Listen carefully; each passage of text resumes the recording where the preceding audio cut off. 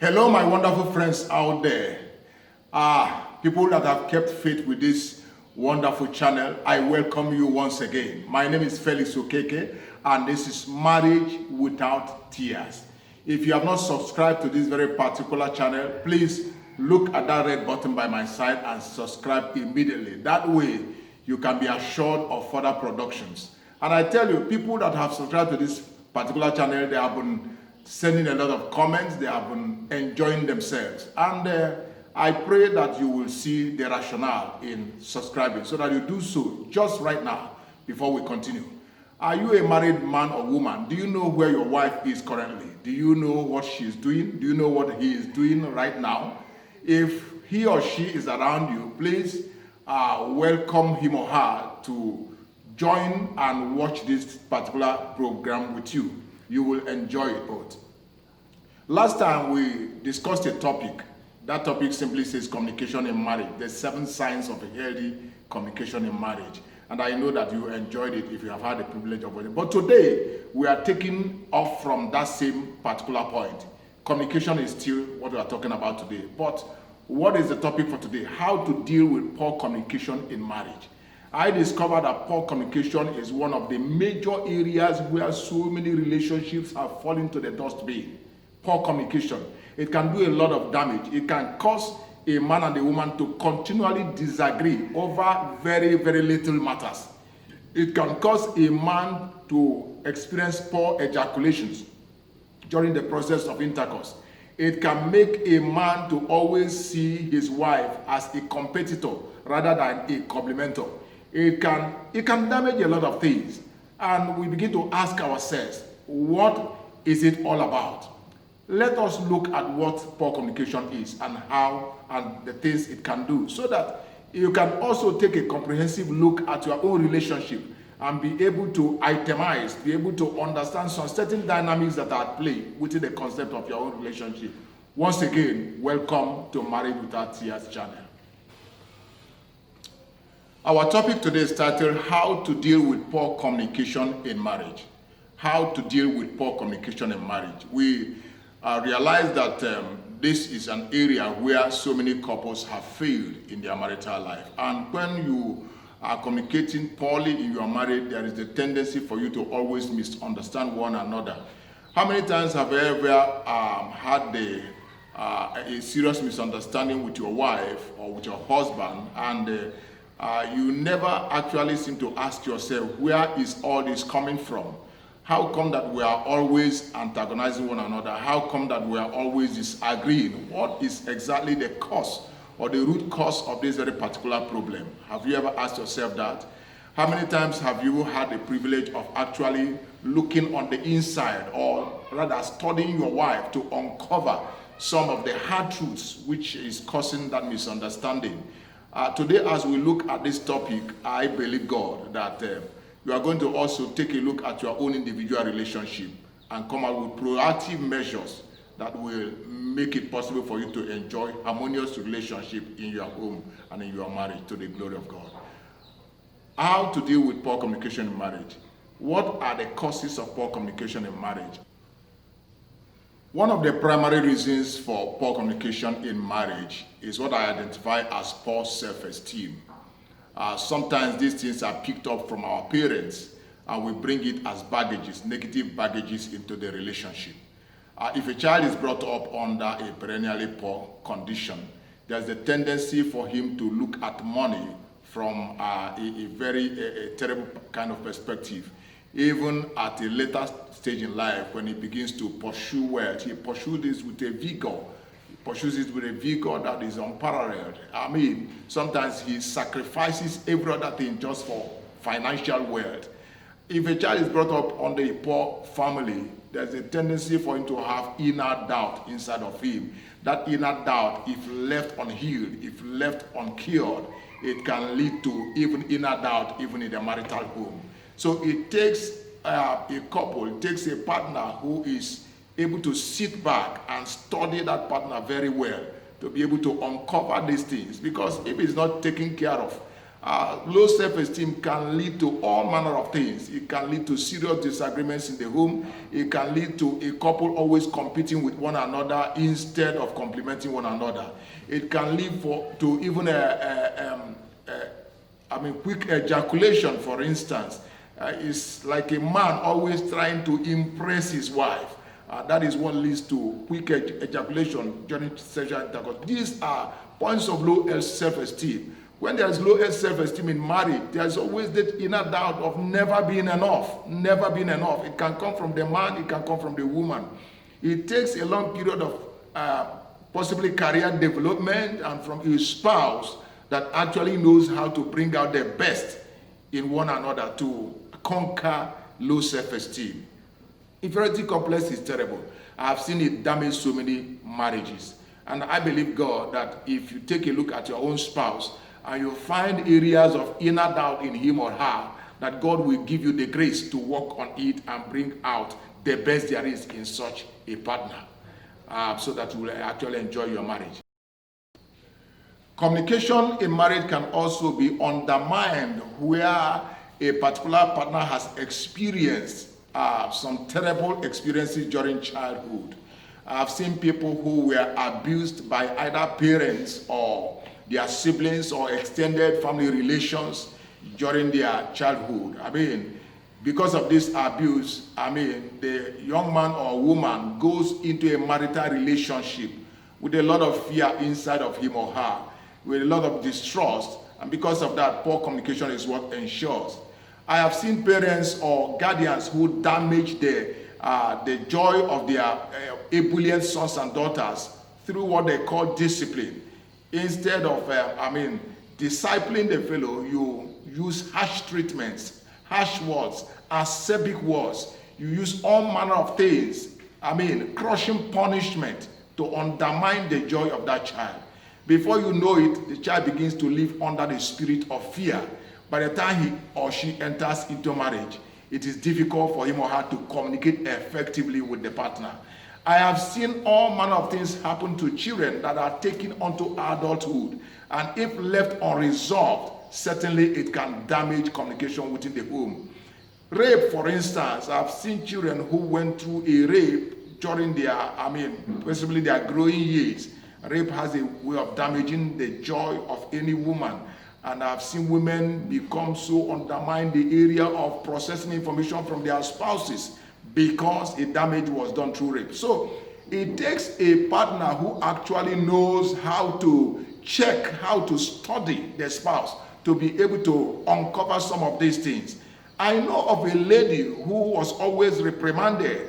The mom and the dad always tell her that her teeth is too big, that her mouth is too wide, and because of that, anytime she wants to smile or laugh, she covers her mouth with her hands. It took a lot of time under counseling process before I was able to let her know that she has a wonderful smile, that there is nothing wrong with her set of teeth. I began to counsel her, and it took a lot of time before she began to smile and laugh as roariously as she desired to laugh. These are things that move from childhood experiences onto adulthood, and it can undermine communication. It can seriously undermine communication. So as a spouse, you need to learn your partner. You need to understand why he or she is taking a particular position or feeling in a particular way, or is not able to dress in a particular manner. It can be a fallout of childhood experiences. It can be a fallout of the upbringing he or she had in the process of growing up. If you are able to understand that, then it becomes easier for you to know how to, remedy the situation to your own advantage. These are some of the things. Now, what is the third thing that can undermine communication in marriage? The third thing that can undermine communication in marriage actually is shock, for instance. If a man or a woman is in marriage, he or she expects to be treated with love. She expects to be treated with compassion. She expects to be treated with a lot of understanding. But I see spouses who, after that wedding, instead of relating with their spouses in that same manner, they come in with a draconian kind of iron fist attitude to the relationship. I know of a man who continued to intimidate his wife. Anytime that the wife utters a word or says something in the way and manner she feels to say it, the man will descend on her. It came to a time when the woman, for whatever reasons, decided to keep quiet and keep numb. From that moment onward, she never uttered a word. She doesn't contribute in anything. And after a time, the man realized, yes, my wife had kept quiet, but I have gotten a zombie to the bargain. So what did he do? He started all over again, begging the wife to speak out, begging the wife to air her own mind. But it took a lot of doing too. So all these things can affect communication. If you deal with your spouse in such a way, in such a shocking manner, she can retreat, she can go back. A once wonderful person, full of joy, can become an introvert immediately. And you begin to wonder, where did this come from? It comes from our attitudes, it comes from our characters. So, open up and allow also your partner to open up in the relationship. What is the fourth thing that can undermine communication in a marital relationship? Number 4, false concept of manhood. False concept of manhood. How many times have you ever heard as a man, oh, men are not supposed to cry. Men are not meant to cry. And then you have some serious matters under you, inside of you. And only a little bit of tears can release and relieve you of some certain emotions. But to have it boiling inside of you until such a man develops shock, until such a man develops all manner of diseases inside of him, when a little tears could have done a lot of magic. Men are not meant to cry. Who told you that? Oh, men are not meant to cook. Who told you that? If your wife is so tired and worn out, there's nothing that stops you as a man to get inside the kitchen and prepare food for your family to take. There's nothing that stops a man from cooking. As a matter of fact, I discovered that some of the best chefs in the world are actually men. So there's nothing that stops a man from cooking. I've also heard some other ones. Oh, men are not meant to cry or to complain when they are hungry. Who told you that? Where do you get such meat? When you are hungry and you don't complain and you don't speak out, what happens? You continue to boil over, and from one incident to another, you may end up having an overflow, and before you know it, you are fighting, you are doing some other things, when a little bit of utterance could have done the magic. So who says that men cannot complain when they are hungry? We have heard all manner of things. Oh, men cannot beg their wives. Who told you that? Oh, men should not kneel down and beg their wives if they have done anything wrong. Tell you what, if you have done something wrong and you require your wife to take you back, there's nothing that stops a man from begging his wife, from being on his knees, from doing whatever is necessary to bring back the peace and the joy that is being lost in your home. There's nothing that stops you from doing that. If you go to the men's club or wherever and they are telling you, oh, that means you are not a man, that means you are this or that. No, say no to them. You can beg your wife, you can plead for forgiveness, you can be on your knees. These are false concepts of manhood. These are myths that are spread forth that endangers communication in a marital life.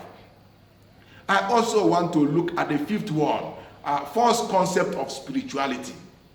False concept of spirituality. I know of folks who don't even desire to see their wife screaming or enjoying sexual pleasure. It's as if the woman opens her mouth or begins to shout during the process of orgasm, then she's promiscuous, or maybe she's adulterous, or maybe she ought not to do that. Who told you that? Why are you stopping your wife from enjoying sexual pleasure? Why are you stopping your wife from saying what she desires to say? I know of so many societies where women are told you don't talk when men are talking. Why? Why should a woman speak in the presence of her husband on a matter that desires and deserves her contribution? For instance, why should you, why using a vice over her mouth when whatever she's saying could make the difference? Women have a lot of intuitive abilities. They can say some pleasant things that can bring answer to that troubling problem. Why consigning her to the kitchen? Why consigning her only to the bedroom? There's no reason for that. Allow your wife to speak out her mind. Allow your wife to be positive about her feelings, about her desires. That way, of course, you begin to enjoy positive communication in a family setting. I can go on and on and on. But one thing I want to say to us in this period, I want you to be a discerning husband, a discerning spouse, a discerning wife. Be able to sit back. If there be any serious disagreement between you and your spouse, begin to ask yourself some inner questions.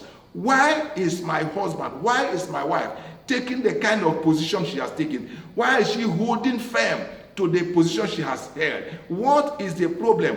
What is the foundation of this? Why is he or she feeling the way he's feeling? If we can ever sit back to understudy our spouses and to ask some of these questions, it will become easier for us to flow in our relationship.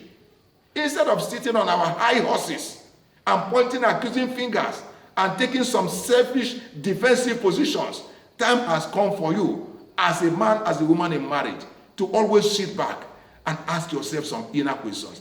Am I sure I'm not right? I'm not wrong in the position I have chosen?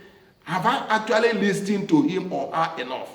If you can do that, you begin to see glorious things happen in your marriage. Once again, please, look at that red button by my side.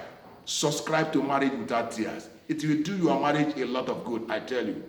And as we look on to further productions, I pray that from now henceforth, you begin to understand one another and begin to communicate better in your marriage and family relationships to the glory of God.